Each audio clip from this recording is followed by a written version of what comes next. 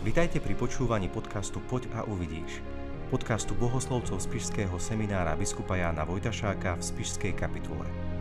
Budeme sa rozprávať o povolaní, o rozlišovaní duchovného povolania autenticky a pravdivo.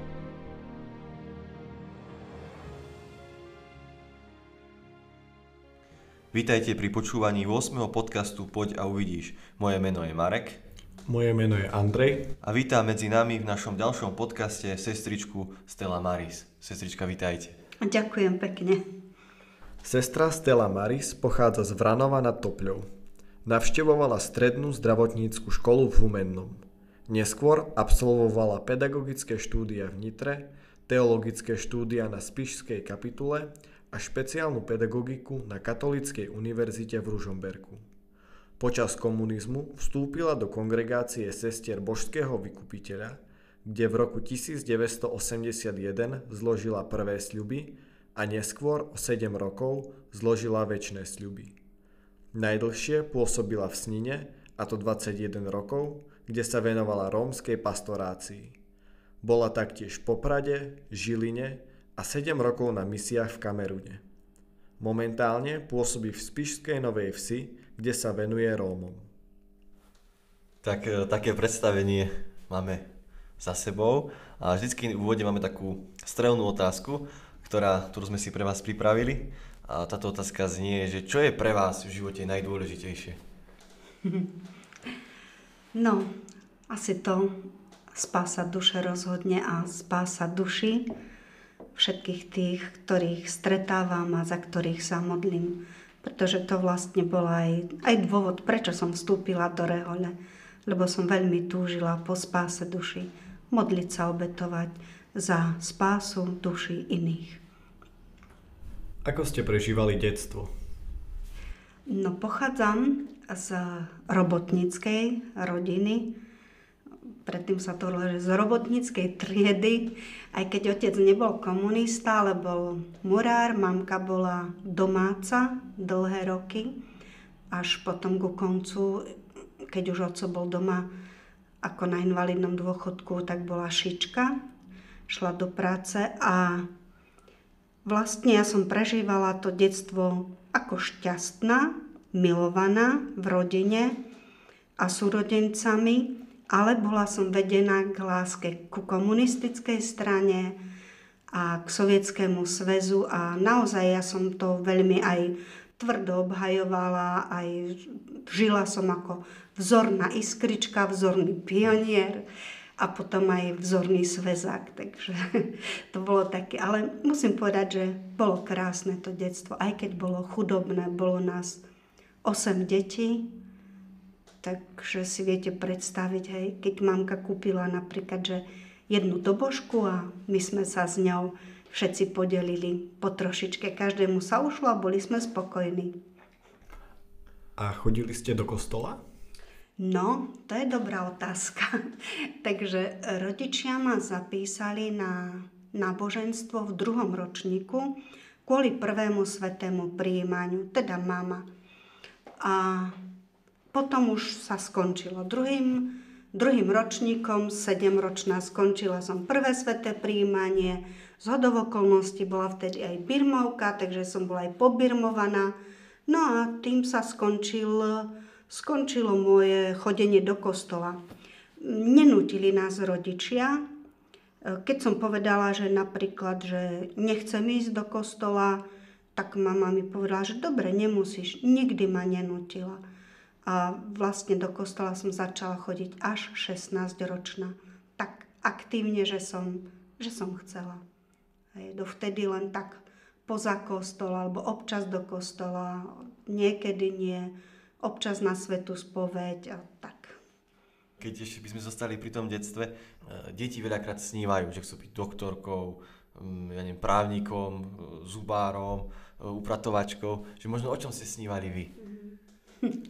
Tak tie moje sny boli také rôzne, podľa toho, čo sme sa učili, alebo o čom som počula, čiže tie profesie sa vystriedali v mojej mysli, ale jedna veľmi dôležitá profesia stále zostala v mojej túžbe, asi zhruba od tých 9 rokoch, túžba po misii a preto vlastne som chcela ísť aj na zdravotníckú školu, že v tom období, keď som sa informovala, že nemám šancu sa dostať na misie do Afriky, špeciálne Afriku som chcela, Černochov, čierne deti, tak počula som, že zdravotná sestra sa tam dostane. Takže preto som išla aj na zdravotníckú školu, lenže keď som už vyštudovala, už to vôbec nebolo aktuálne. Ale Pán Boh to zase karty zamiešal podľa svojej vôle. Takže...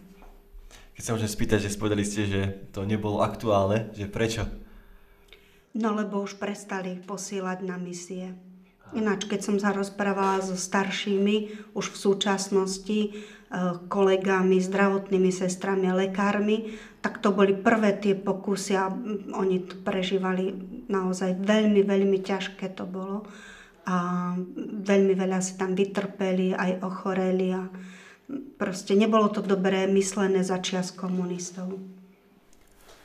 Dnes je taký trend a mladí si chcú niečo privyrobiť popri škole, aby mali na nejaké výdavky na oblečenie, na kávu a podobne. A ako to bolo u vás? Mali ste nejakú brigádu? Zarábali ste si popri škole? No, tak vtedy to bolo dosť ťažké s brigádami, ale napríklad moja mamka by mala pre nás na Vianoce na darčeky, na oblečenie, na topánky, lebo ocko málo zarábal, tak vyrábala vence. Takže v domácnosti sme vili smrečinové vence, ocko urobil krúžky z dreva a pomáhala som robiť kvety z papiera krepového. No a tak som si sama aj prosila, a vyrobila som sama svojpomocne, úplne sama, ocko mi iba tie krúžky dal. Takže som vyrobila venčeky a chodila som ich predávať už v tom 8. ročníku. No, musím povedať, že som zarobila 200 korún. To bola pre mňa veľká suma a veľmi som sa tešila, že môžem kúpiť darčeky všetkým súrodencom a rodičom na Vianoce. Takže to bolo pre mňa veľká vec. Už vtedy aj sestra bola vydatá, brat ženatý, takže som mohla ešte aj pre ich rodiny už kúpiť darčeky. No a potom jediný raz som bola na brigáde, bola taká, že jablková brigáda, takto, ale nikdy som si ja za tie peniaze nič nekúpila, vždy som všetko dala mame, alebo keď mi nechala, tak som mala na darčeky. Ku takému stredoškolskému štúdiu veľakrát patrí taká téma, že lásky, že či ste boli aj zaľúbená, napríklad ešte pred rehojou. No, bola. A to sa mi páčilo, lebo mala som 17 rokov a bola som zaľúbená do nášho dirigenta v speváckom zbore. Ale to bolo také pekné, viete, že už v tej puberte ja som sa tak mami vypytovala, mami, a ako to, hej, a čo? A veľmi sa mi páčila taká, že mamka mi rozprávala o čistote v tej láske, čiže napríklad, keď chlapec mi položil ruku na plece, tak okamžite som dala preč tú ruku. Ale ten, ktorý sa mi páčil, mohol malinko, možno 2 sekundy podržať tú ruku. No, ale to bolo také veľmi zaujímavé, že my sme akože nejako nerandili a odrazu, keď som bola ja do neho zaľúbená, prišla oveľa väčšia láska do môjho srdca, láska k Ježišovi.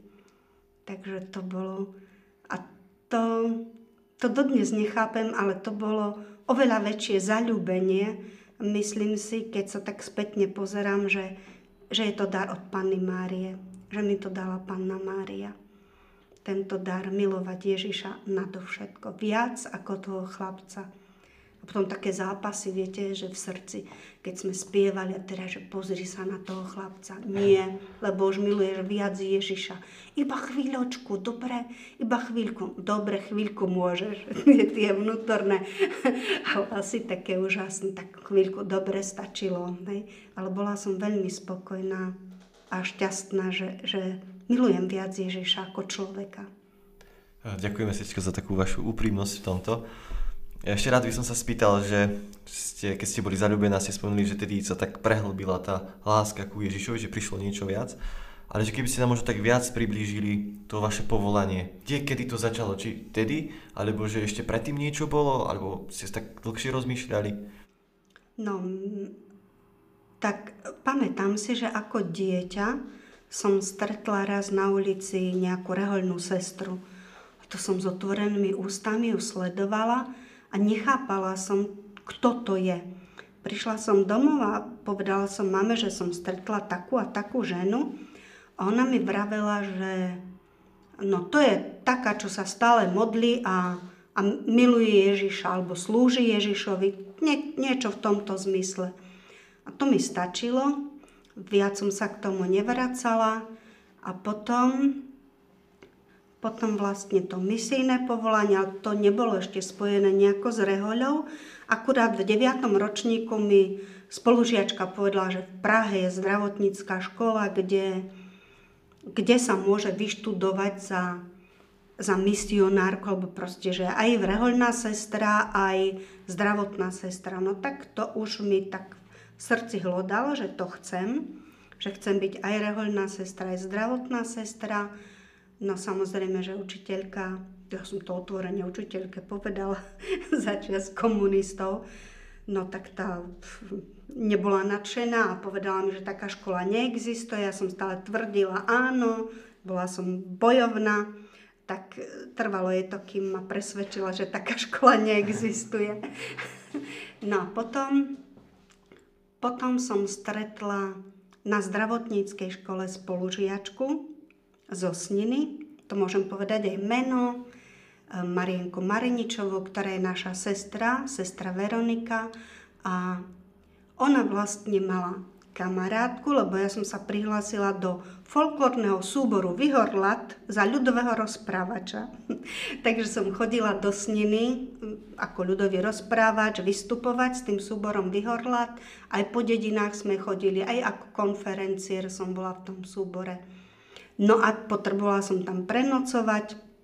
No ona mala dobrú susedu, kamarátku. Oni sú 4 sestry u nás Kovaľové zo Sniny. No tak mi predstavila, povedala mi, že ona má sestru rehoľnú. Tá bola oblečená vtedy, lebo bola na Velehrade. A tak to bolo také prvé pre mňa, už také konkrétnejšie stretnutie. Fíha v dnešnej dobe, čiže je to možné. Môžem sa stať tou rehoľnou sestrou. No potom prišlo to zaľúbenie k Ježišovi, no a mne už to potom nedalo pokoj, tak som sa stále vypytovala jej, že by som chcela byť sestrička tak, a ona mi vravela, že spolužiačka Marienka, že to nie je možné, už sme boli veľmi dobré priateľky, že to nie je možné, pretože v dnešnej dobe už sa neprijíma a je zákaz a tak. No ale naozaj to považujem za vnúknutie Ducha Svätého, pretože som si to tak uvedomila a vravím, ale ak teda ja by som túžila byť to rehoľnou sestrou, nemusím mať také oblečenie ako tá sestrička.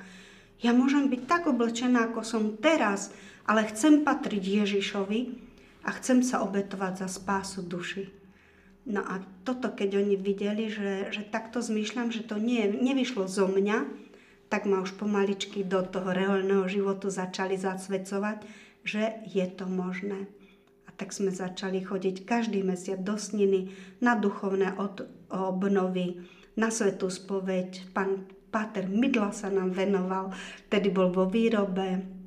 No a u Kovaľových sme sa práve stretávali, alebo u tej Marienky Mariničovej. Čiže to boli, môžem povedať, že mladosť bola prekrásna.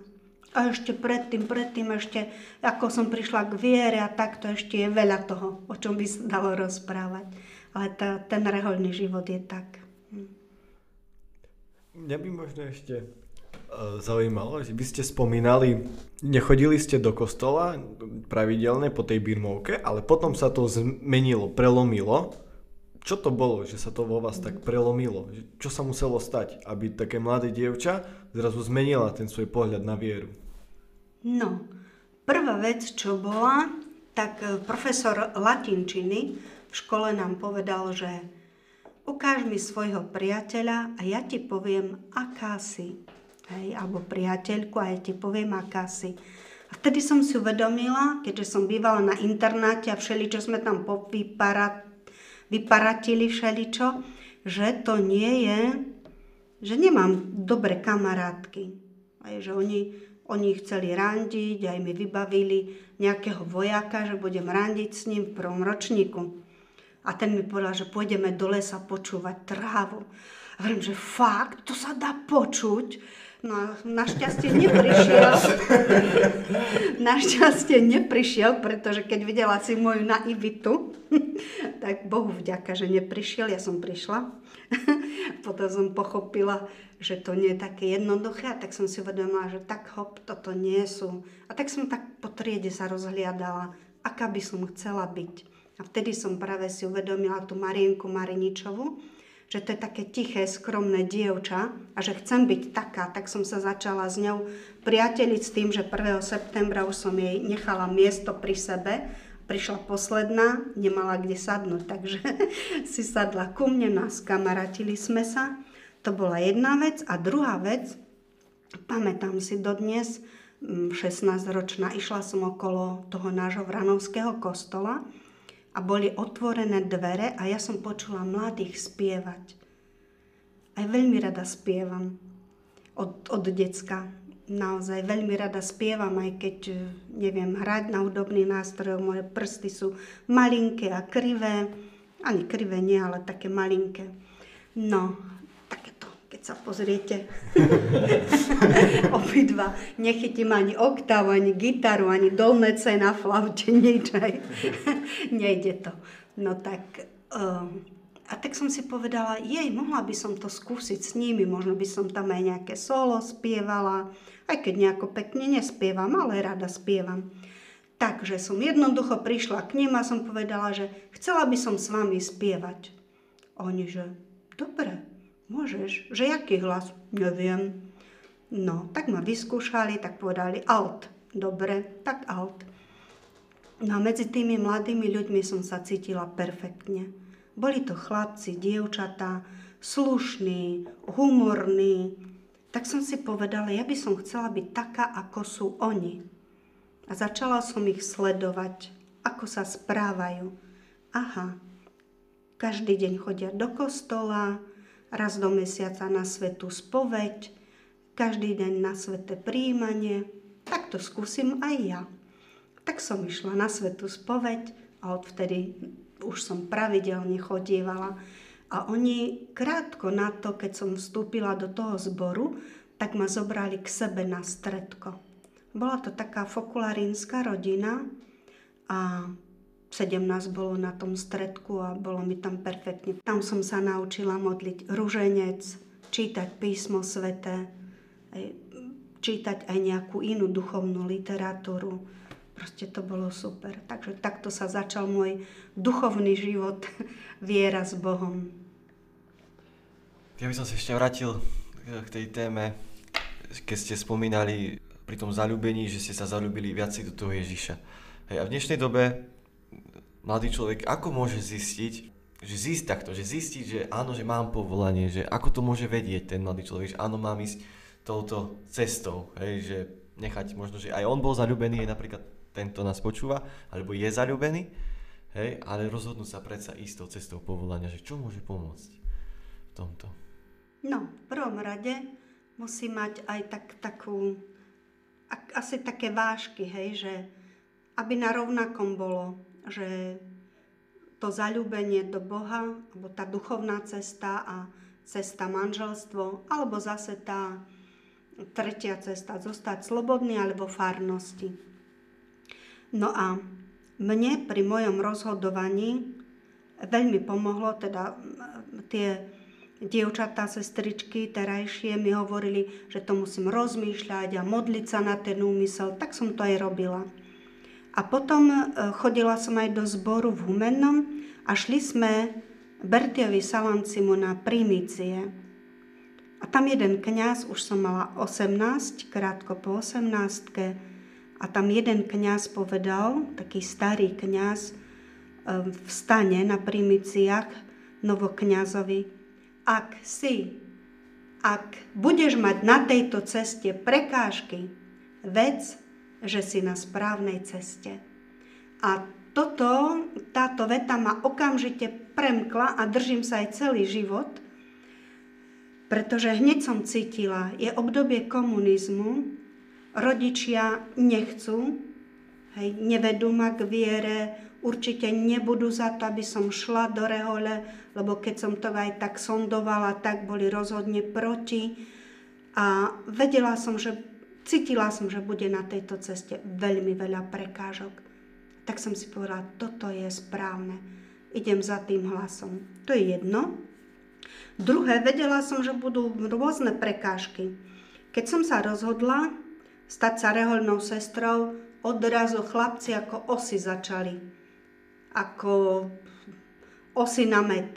Prichádzali ponuky k výdaju už, pretože som bola po 18. A vlastne tam som cítila prekážku. Prvá prekážka, že ma bude diabol akože skúšať. Či chcem obstať v rehoľnom živote, či nie, či chcem ísť za Ježišom, alebo či podľahnem tomu pokúšeniu, že predsa len sa niektorému chlapcovi oddať. Takže toto, zvládla som to, ušla som. Prišli s rodičmi, prišiel chlapec ma pýtať o ruku. Ja keď som to videla, tak som povedala nie a odišla. Utiekla som z domu, utiekla som hoci, kde to je jedno, bludila som po meste a utiekla som. Ďalšia vec, prekážka, či nie som toho hodná. To príde také pokušenie. Ja nie som hodná, ja nie som hoden ísť za Ježišom. Ja nie som hodná stať sa rehoľnou sestrou. Kto som ja? Mala som tak dobré spolužiačky, zbožné, fakt, pokorné. A ja taký rebel. A ja mám ísť do rehole. Ale aj toto som prekonala s Božou pomocou, že nie ja o tom rozhodujem, ale Boh si ma vybral, Boh mi vložil tú lásku k sebe. Tento rehoľný život sa mi páči.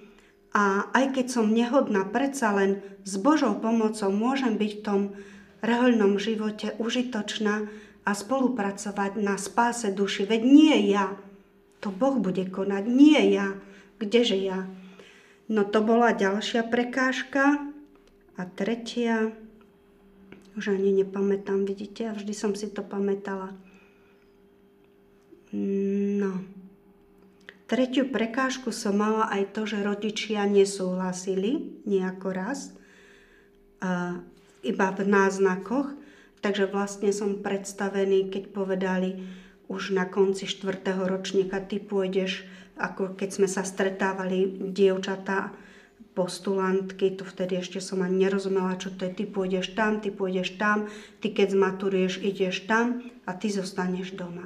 No tak to som sa rozplakala, že ja teda doma nechcem zostať, že ja chcem sa stať rehoľnou sestrou. Tak potom našli riešenie také, že vybavili mi nemocnicu v Poprade, infekčné oddelenie a že budem v civili.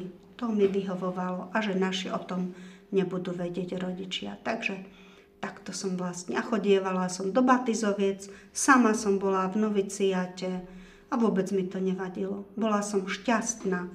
No a potom som ešte podľa toho poznala, že som povolaná, keď niekto príde do niektorého kláštora a nezviera mu žalúdok, nie je úplne, ale je uvoľnený, spokojný, cíti sa ako doma, je to znak, že je šťastný. Ak je šťastný tam, je doma a je na pravom mieste. Okrem toho, že vám po strednej škole povedali, že zostanete doma, mali ste nejaký iný problém s režimom, s komunizmom? Možno aj doma, v rodine? Môj brat bol komunista a nemala som ten problém, pretože oni nechápali, prečo idem. Tvrdila som im, že sa mi páčia Tatry, čo je pravda, dodnes milujem Tatry, takže chodívam, aj zajtra idem do hôr, do Tatier. No a tak som povedala, že kvôli Vysokým Tatram, že tam chcem chodiť na turistiku. No, potom ale bývali sme na priváte u jednej starkej, to bola bývalá farská gazdina a jej synovec povedal na komunistickom stretnutí, na tej zjazde, alebo čo to bolo, neviem už, jak sa to volalo, že patrím do nejakej sekty. A Bohu vďaka, primár z infekčného oddelenia bol predseda komunistickej strany a rodák zo Sačurova. Takže on hneď ma obhájil a povedal, že zdravotná sestra môže chodiť do kostola, ak chodí do kostola, lekári nie, ale ona áno. A vlastne tam v okolí Vranova nie sú žiadne sekty. Takže určite do sekty žiadnej nepatrí. Našťastie sa zle vyjadril, hej. Nevedel, že povedať to, že som rehoľná sestra. No a potom len mi pošepli, on to už zariadil, náš primár, že ma budú sledovať. Aj vedela som, že kto, že mi budú otvárať skrinku, kontrolovať veci, všetko tajne. Takže asi taký mesiac, najmenej mesiac, nechodila som k sestričkám, len som im posielala listy po spolusestrách v civili a do nemocnice na nočné a tak som si nemohla nosiť hodinky, to sa vtedy volali, taký maličký breviárik, na modlitby iba katolícky spevník som si nosila. No, lebo ja som také veci robila na oddelení, že modlila som sa s pacientami, keďže tam bolo veľa pacientov z Lendaku, rúženec, spievali sme si náboženské pesničky, no tak jasné, že im to vadilo, tým ostatným, aj lekárom niektorým. Tak potom som si musela dávať na to pozor. Spomínali ste, že ste boli sama v noviciate, že keby ste možno tak priblížili, ako ste si vlastne vybrali tú vašu rehoľu, že tých reholí je toľko, že prečo práve táto?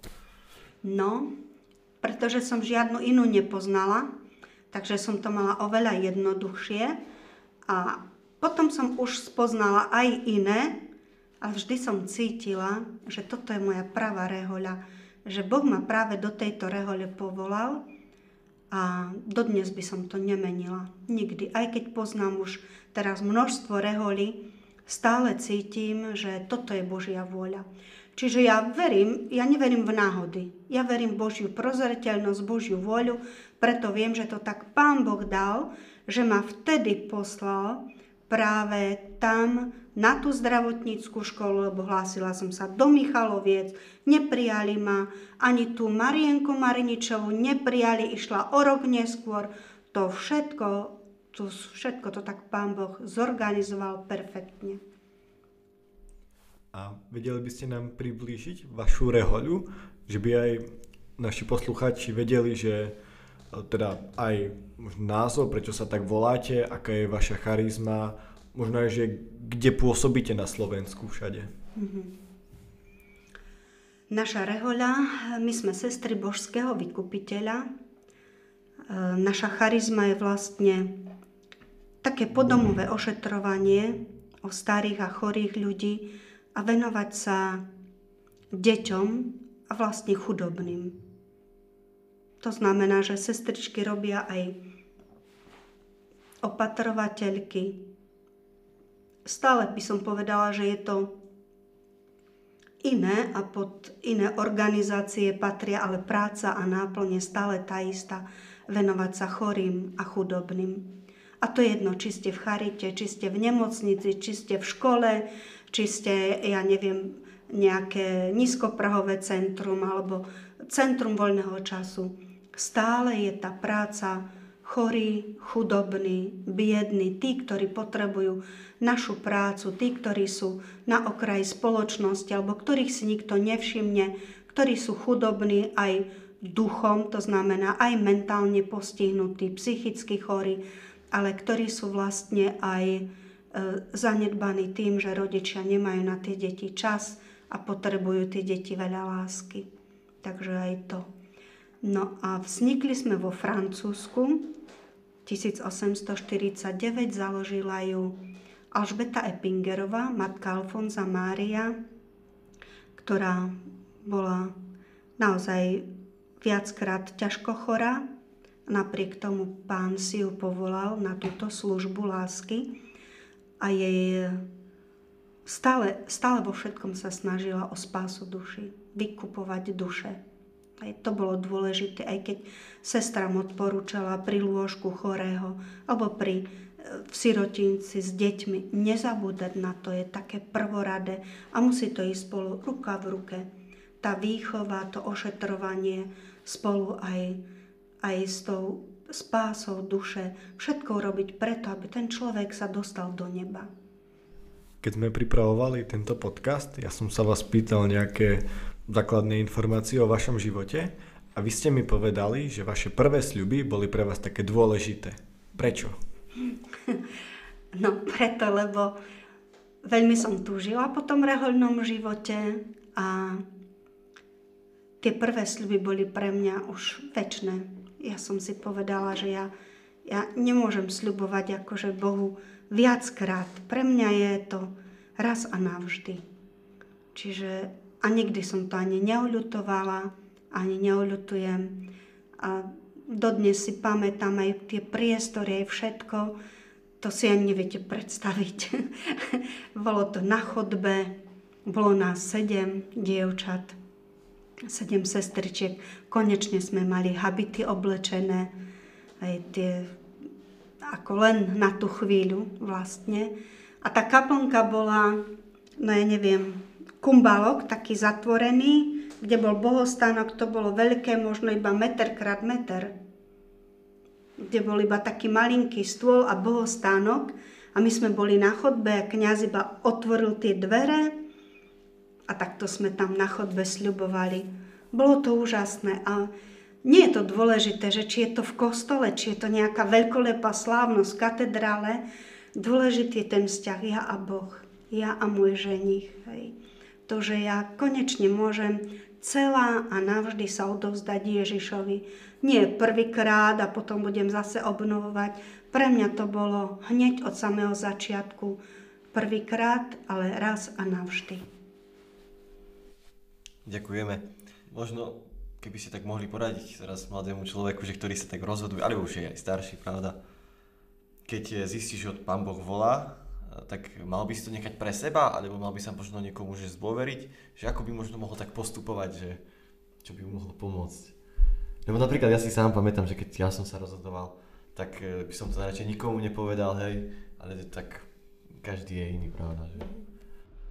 No ja by som odporúčala zdôveriť sa rozhodne, pretože inak ten druhý človek môže sa za neho modliť, za to správne rozhodnutie. Prvýkrát by som odporúčala aj pri svätej spovedi a potom už ísť aj otvorene za nejakým kňazom, ktorému dôverujem, za nejakou rehoľnou sestrou, ktorej dôverujem.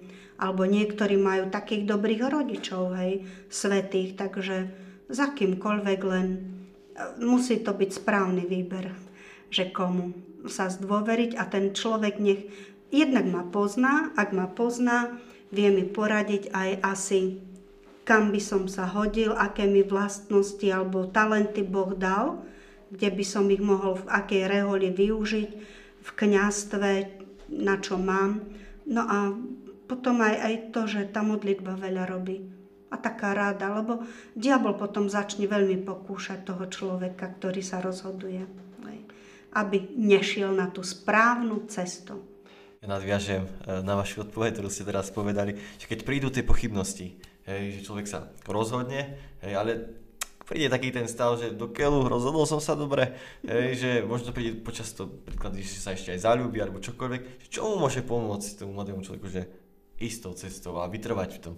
Práve vtedy treba rozprávať. Hej. Váš vzťah k tomu, komu dôverujete, musí byť taký čistý, ako je ten pohár s vodou, čiže ten človek musí vidieť cez vás úplne a vy mu musíte úprimne všetko povedať, čo cítite vo svojom srdci, čo zmýšľate, lebo ináč ten diabol toho človeka stiahne z tej cesty. To isté je aj rozhodnutie pre manželstvo. Vôbec v súčasnej dobe je všetko iba na skúšku. Hej. Čiže aj ja, keď môžem povedať, nešla som iba na skúšku. Hneď od samého začiatku som to myslela vážne, lebo Ježiš to so mnou myslel vážne. A ja verím, že Ježiš to myslí vážne s každým, kto aspoň trochu zacíti povolanie ísť do rehoľného života alebo do kňazského, aj keď Ježiš dáva slobodu. Ja ťa volám, budeš tam šťastný, ale ako ty chceš. Ešte by som sa rád, už keď čas nás trošku tlačí, ale rád by som spomenul, nedá mi to. Vlastne ste šli na tú zdravotnú, ak som správne počúval, že ste chceli ísť na tie misie. Hej, a nakoniec to bolo znemožnené, ale teraz nakoniec, už ako sme spomínali v úvode, sa vám tá túžba splnila a boli ste na misiách v Kamerune. Takže možno keď ste tak v krátkosti nám toto priblížili, tú vašu misiu. No, snaď o tom je veľa vecí, pretože vstupom do rehole vlastne som sa zriekla toho, že nepôjdem na misie, že nebudem pracovať s deťmi a všetkých tých svojich snov, ktoré som mala ako dievča, a Pán postupne mi všetko dával. Pracovala som s deťmi už aj v nemocnici, aj keď som nebola detská sestra. Pracovala som s deťmi potom ako katechetka, vôbec ako krúžky záujmové. Až to skončilo tým, že v tých 53 rokoch som mohla ísť aj na misie. Takže to bolo super. Pán potreboval určitý čas, ale on, ak mi tú túžbu vložil do srdca, tak to aj splnil. No a tam bolo super. Možno, že to bolo, ako jeden kňaz mi povedal, že choď na misie, teraz potrebuješ mať oddych od Rómov, s ktorými som robila 21 rokov, a ty sa vrátiš a budeš pokračovať v práci s Rómami. Iba som vymenila čokoládové deti za trošku viac čokoládovejšie a jazyk slovenský za francúzsky a asi tak by som povedala. Ale tam deti ináč sú veľmi zlaté. Aj ľudia. Majú približne takú mentalitu ako my Slováci. A robila som v nemocnici zdravotnú sestru. Takže aj tá zdravotnícka sa mi super hodila. Už sme sa dostali k takému záveru nášho podcastu. Veľmi vyčerpávajúco ste nám aj odpovedali. Možno ešte nakoniec, keby ste vedeli nám povedať alebo zhrnúť to všetko do takých 3 kľúčových slov, ktoré by ste chceli odkázať našim poslucháčom. Ešte som nikdy váš podcast nepočula, ale rozmýšľam, čo by sme to dali, aké 3 slova. No, majte odvahu, nikdy sa nevzdávajte a choďte za tým, kam vás srdce ťaha, kde vás Boh volá, a hlavne snažte sa vždy plniť vôľu Božiu. Ten, kto plní Božiu vôľu, je šťastný, pretože Boh vie, čo potrebujem, aby som bola šťastná. Ďakujeme, sestrička, že ste prijali naše pozvanie a mohli ste nás naozaj takto obohatiť takým vašou skúsenosťou i duchovného života a možno pomôcť nejakému mladému dievčaťu rozlišiť jej povolanie. Ďakujeme ešte raz. S radosťou. Nech to poslúži na spasu duši. Pán Boh zaplať. Ďakujeme, že ste počúvali náš podcast. Modlíme sa spoločne za nové duchovné povolania. Zdravá Mária, milostí plná, Pán s tebou, požehnaná si medzi ženami a požehnaný je plod života tvojho Ježiš. Svätá Mária, Matka Božia, pros za nás hriešnych, teraz i v hodinu smrti našej. Amen.